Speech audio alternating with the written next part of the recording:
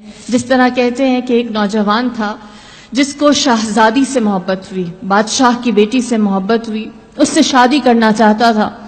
دربار میں ایک وزیر تھا جو اس کا جاننے والا تھا، وزیر کے پاس گیا اور وزیر سے کہا کہ تم کسی طرح میری شہزادی سے شادی کراؤ۔ کہتے ہیں وزیر نے کہا کہ بادشاہ کو ایک داماد چاہیے، اپنی بیٹی کے لیے شوہر چاہیے ہے، لیکن اس نے شوہر کے لیے جو سٹینڈرڈ رکھا ہے وہ یہ کہ بڑا عبادت کرنے والا، مخلص، پرہیزگار ہو، دنیا کی خواہش اس کے اندر نہ ہو۔ اگر تم کچھ عرصے کے لیے ایسا پریٹینڈ کرو، بہت عابد و زاہد بن جاؤ، کسی جھونپڑی میں جا کر جنگل میں اکیلے رہو اور وہاں عبادت کرو تو میں تمہارا یہ کام کر سکتا ہوں۔ اس کو یہ آئیڈیا اچھا لگا، وہ ایک جنگل میں گیا، چھوٹی سی اس نے اپنے لیے ایک ہٹ بنایا، اس میں بیٹھ کر عبادت کرنے لگا، اور جب اس نے وہاں عبادت کرنی شروع کی اس کو مزہ آنے لگا۔ یہاں تک کہ کچھ دن نہ گزرے تھے کہ وہ وزیر بادشاہ کو لے کر اس کی جھونپڑی میں آیا۔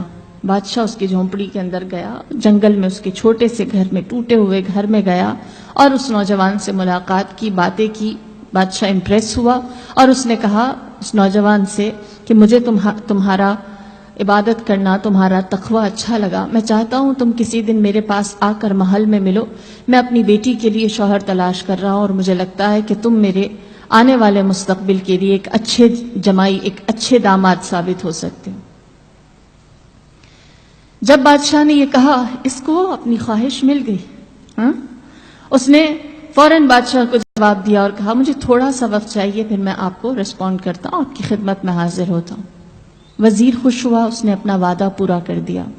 جیسے ہی بادشاہ اس جھونپڑی سے باہر نکلا ہے، پیچھے سے اس نوجوان نے اپنا ساز و سامان، اپنا بوریا بستر سمیٹا اور کسی ایسی جگہ چلا گیا جہاں اس کی کسی کو خبر نہ ہوئی، گم، لاپتہ، کسی کو علم نہ تھا وہ کہاں گیا، کیا ہوا۔ وزیر حیران ہوا کہ اس نے خواہش کی تھی، اس نے چاہا تھا، اور میں بادشاہ کو ادھر لے کر گیا، پھر بھی وہ نہ ہوا۔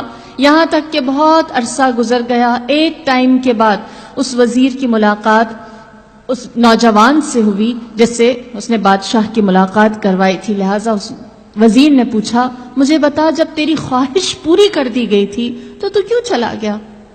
تو نے کیوں اپنی نیت، اپنا ارادہ بدل دیا اور اپنے اس ڈیسیجن سے ہمیں تم نے انفارم بھی نہ کیا؟ اس نوجوان نے کہا جب بادشاہ میرے پاس آیا میرے اس جنگل کے چھوٹے سے جھونپڑے میں اور اس نے وہ بات کہی جو میں سننا چاہتا تھا، تو اس وقت میں نے اپنے آپ سے سوال کیا، اتنی عبادت کی تو بادشاہ چل کر تمہارے جھونپڑے میں آ گیا، ایک آرزو، ایک خواہش کے پیچھے اگر میں اپنے رب کے لیے عبادت کروں تو کیا میرے دل میں میرا رب نہیں آ سکتا؟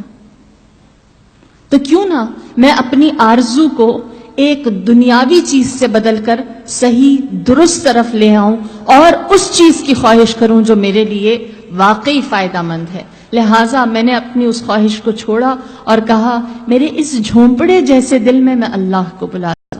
تو یہ آرزو کا فرق ہے، یہ خواہش کا فرق ہے، یہ تمنا کا فرق ہے۔